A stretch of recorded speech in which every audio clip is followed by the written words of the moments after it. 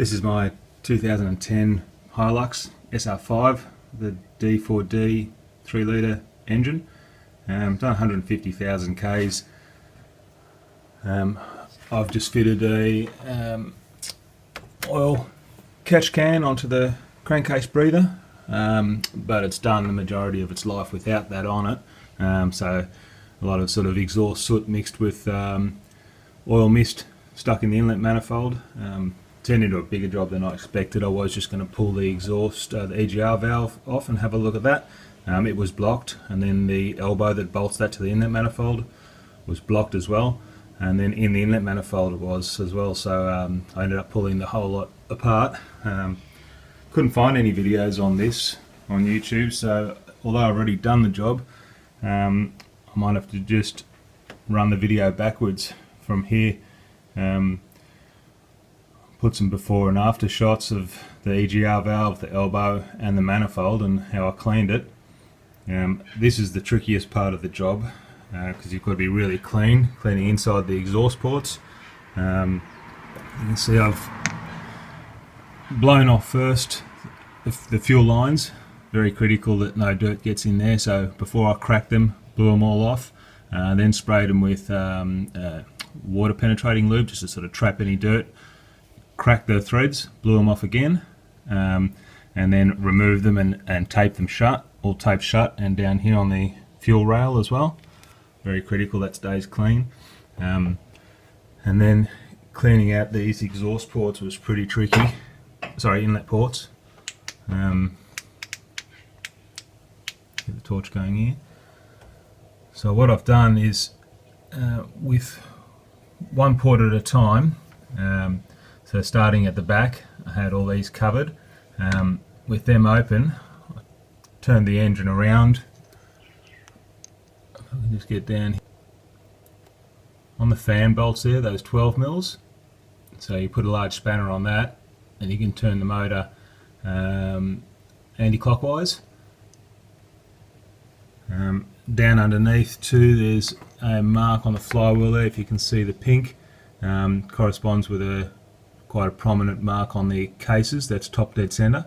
But even if you don't worry about finding top dead center, basically I rotate the engine around until you can see the inlet valves open, and then keep going around until they close, and then round just a little bit further so they're fully shut. And those two inlet valves are shut now, so it's sort of sealed. From there, with all these blocked, I've got the air line. I don't want to put any liquid in there because you make a bit of a gunk, and then that will sit around the valves and risk going underneath the valves when the engine gets turned over again. So keep it all dry and then just blow it out. So with the air line, the steel tip on the air line, just agitating around in there, and it just sprays out. You can see it maybe here all over the firewall and stuff. It just comes out like sort of crumb and splatters out. So basically keep going. I'll do a before and after shot of what that port looked like, but it looked like the EGR valve. It was sort of blocked with the stem of the valve full build up. Not much flow happening there, and like I say, not much point cleaning the EGR valve off if it's running into a blocked elbow, and then that's running into a blocked inlet manifold, and they're running into blocked inlet ports. I was almost going to take the cylinder head off and then send it away and get it all cleaned and sorted, maybe recode, but 150,000 Ks, probably a bit premature for that. But I'm really happy with the way it came out. This is basically what it looks like when it's sort of finished, you know. So I blew it all out and then just got into the inlet port there with some Shellite, flashpoint solvent on a rag, and wiped it all out, and then blew it again and wiped it all out. And got in right around the valve and loosened all the stuff and blew it out. But yeah, really important that inlet valve is shut before you get in there and do that. Otherwise you're going to blow stuff down in the motor. And yeah, don't use any solvents or any wet stuff down in there, because it's going to turn to a gluggy mix and you won't be able to get it all out. The number 4 ports down here, the soot, the basically exhaust carbon soot is thicker. It's mixed with more oil, and as you move up to the front ports here, it gets drier and drier, basically like the inside of an exhaust pipe. Sort of blows out a lot easier. the oil mist doesn't like taking corners, or taking bends, so it goes through the EGR valve, gets stuck there, really deposits in the elbow as it's trying to turn around, and then down into this first part of the inlet manifold, really builds up. That's where the most was, and then as you move towards the front of the inlet manifold, it gets thinner and drier and easy to move. So not only is it clogging up the engine, but it's unbalancing the engine as well, because this rear cylinder is not getting any air but getting fuel, so running rich, and this front cylinder is in better nick because it's getting more air and the right amount of fuel. So hopefully this is the reason why this car was feeling pretty sluggish. It's only done 150, but like I say, it's done the majority of that without a catch can on it. I don't know why Toyota don't put those on some standard. Absolutely crazy. Alright, so I'll start cleaning this all up, getting it ready to get the manifold on. I'm going to clean up these gasket surfaces, just block them with a little bit of a sharpening stone and a little bit of solvent, just to give them a quick clean up. You can see I've got every hose blocked when I was doing that clean up. This one here, very important as well, that's the fuel running into the cylinder head there, fuel line, so very important, that's all blocked up as well. And then any other hoses, you can see just anything that's open, I've sort of put a tape seal on it, so while I was blowing that carbon out, nothing got anywhere. So I'll start cleaning that up, and then once I get the manifold into position, I'll show just how that goes and where the bolts are, all the rest of it. When you come to put the manifold back on, fairly straightforward. It's got what's there, four bolts and 2 nuts, nut on each end, and 4 bolts in the middle. On the side it's got the actuator for the secondary butterflies with two vacuum hoses running off it, and this receiver here for a wire plug. So don't worry about the vacuum hoses for now, they go to this little block here. There's 2 on the back of that, there's two solenoids. And then the wiring for that receiver, there it is there, that little black piece near my finger, and that just clicks onto it. When I removed the manifold, I unclicked them both, this one and this one here, and took this little 2-inch section off with the manifold. Now that I'm putting it back together, I've done it in reverse. So I've clicked that into place, and then I'll put the receiver back on once I've got the manifold in place and bolted. So that's it, wire receiver and the 2 vacuum hoses. So get into position and then probably connect them afterwards.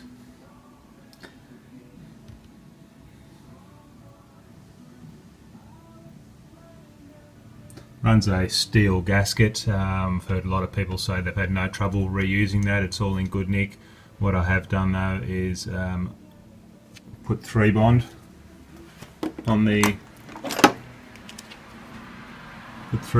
cylinder head, 1104, so OEM sealer, and run it just on the manifold as well, not excessive, just to give it a good seal. Works very well, this stuff. And obviously clean both gasket surfaces right up, and clean the gasket as well. Alright, so the inlet manifold's back on. The 4 12mm bolts under here, and 2 12mm nuts, one at this end and one at the other end. It's just alloy, so into alloy head, don't want to over tighten them.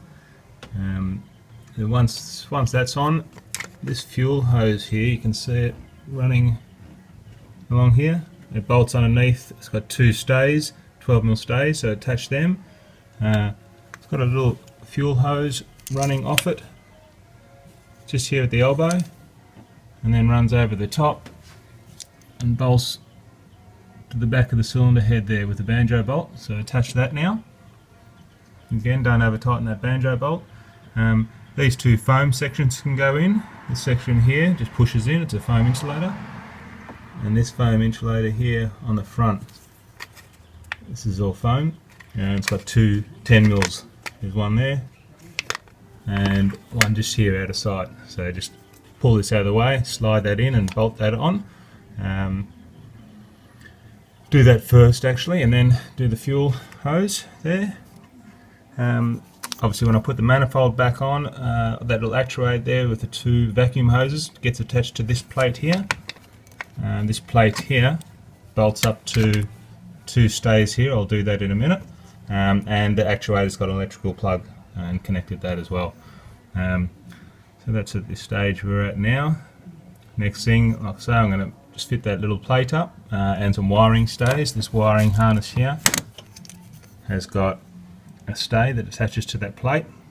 And then I'll get the heat exchange in place. So before I do that, next thing is to lay on the wire strap that's going to join the glow plugs here.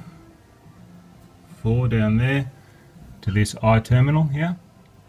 Now that's running positive through it, so make sure that doesn't touch metal anywhere. It's got to have its own little space.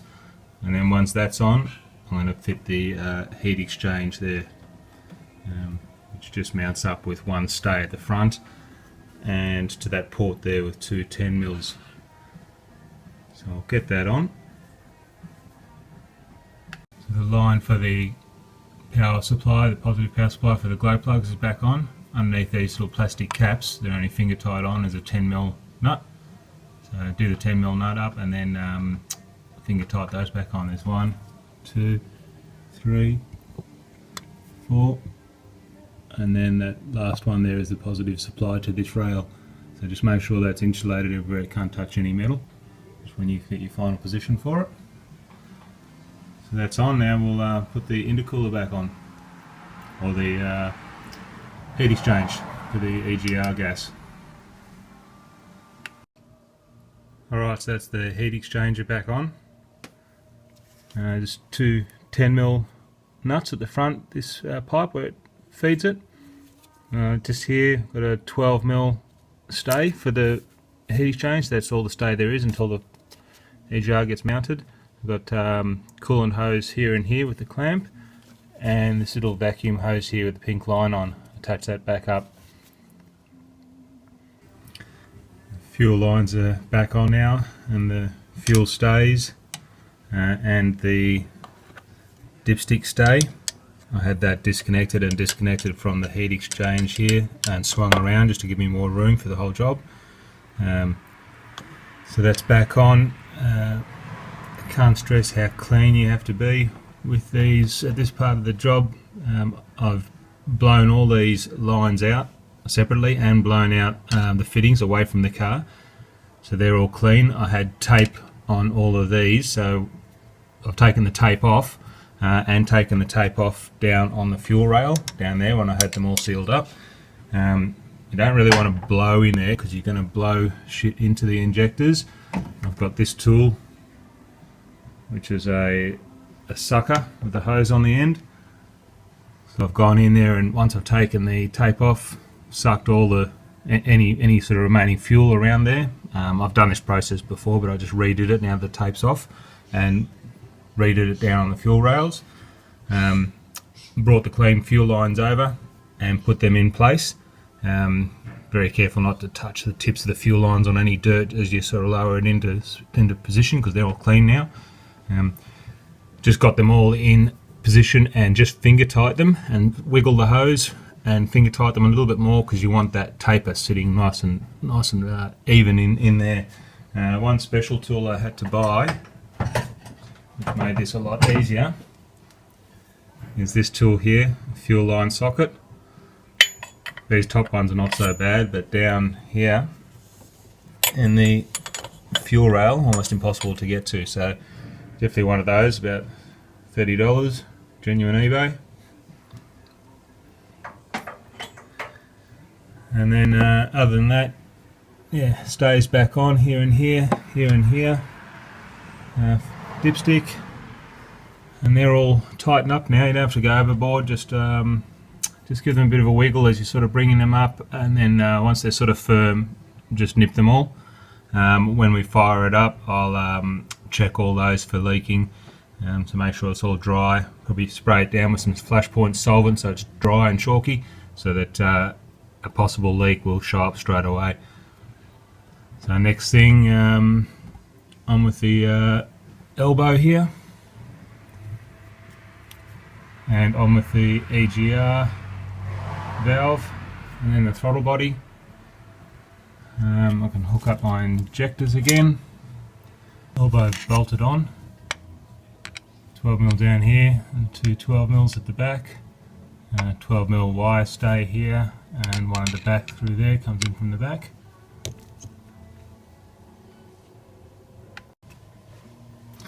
EGR and throttle body bolted back on.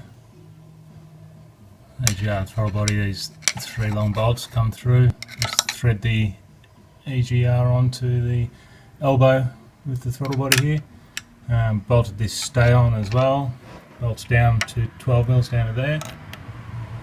Hooked up the injector lines back again, and this plug onto the TPS.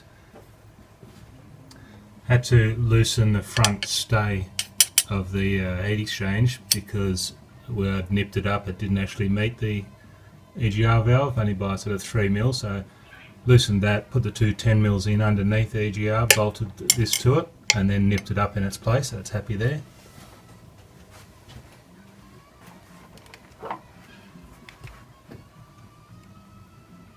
And then a bit hard to see, but just bolted this plate back on. 3 bolts, 12mm and two 12s at the top, and hooked up some hoses, all the rest of the wire plugs. So that's about it. I'll fit the intercooler back on, clean up some tools, and fire it up and just check for leaks. Intercooler on. I decided to disconnect it here instead of the hose down there, because as I loosen it off, if there's dirt trapped in between the hose and the steel pipe, as I loosen off, it's going to drop in. This area was easy to clean and blow off, so that I know when I cracked it off it was clean, and then had a rag over the top of it. Just a couple more clamps here, map sensor, a couple of hoses, and that obviously to up those, and then the 4 12mm holding the intercooler down. Also had to prime up the fuel filter. Just keep pressing on it until it sort of goes firm. I have to do that a few times as it purges the lines. May not clear straight away, and sometimes when you do disconnect these wires off the fuel filter here, will bring up a fault on the dash as a procedure that you can sort of Google to clear that when you replace fuel filters. Alright, run out of hoses to connect and plugs to put on. Used all the nuts and bolts, so must be close. Moment of truth.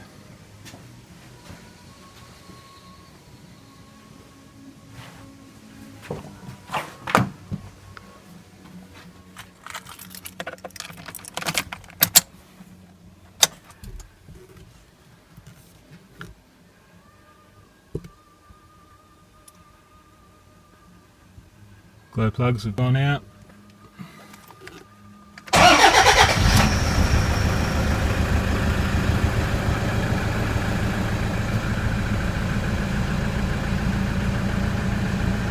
No fault lights, just the seatbelt and fuel.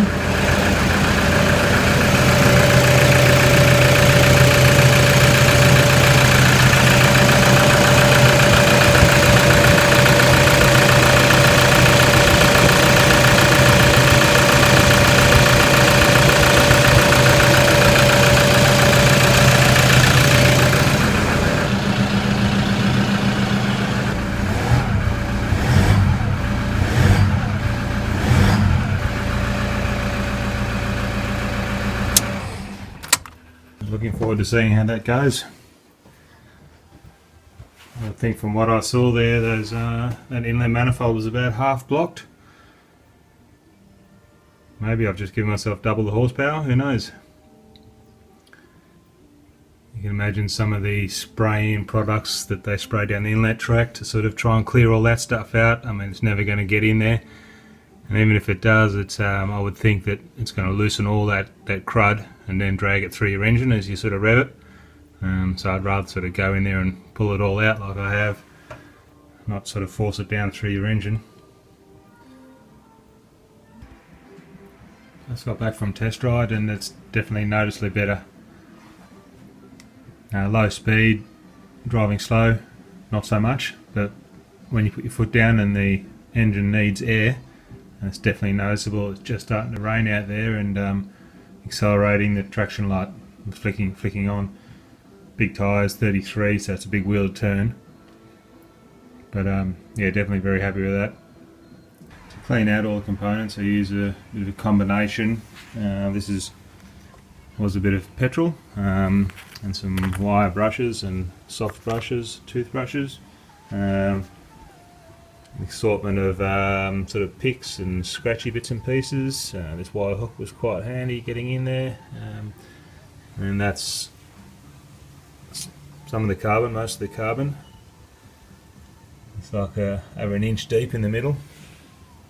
The rest is in the bin and on the ground. Very messy stuff. Looked like a bit of a chimney sweeper by the time I finished it. Also used a bit of oven cleaner and the pressure wash on bits that I didn't mind getting wet. Blocked up the vacuum hoses on this little actuator here for the secondary butterflies. But as you can see, it's got in there and sort of cleaned it out nicely.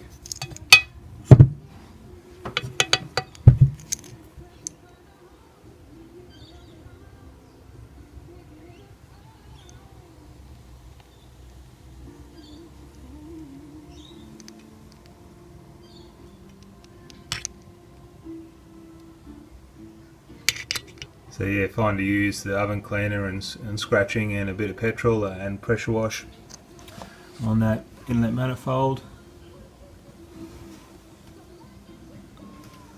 But for the EGR valve, I just used scratching and the toothbrush and a little bit of petrol and blew it all off. It's got a solenoid on it, didn't want to get any of those bits wet. The elbow, could use oven cleaner on that. Throttle body with the stepper motor and the TPS, same thing. Had reasonable result just getting in there with the toothbrush and a bit of petrol and a little bit of air. Blow everything out afterwards. The heat exchange, cooling down the exhaust gas with coolant. This side's just black and sooty like you would see in the exhaust pipe, no drama. Same with the inlet side of the EGR there, easy to clean out, doesn't really deposit, didn't build up. But on this side, when it's mixed with oil mist from the crankcase breather, that's when the problem starts. So if you can keep that oil mist out of there, it's all good. So definitely need a catch can on any diesel here with EGR valve.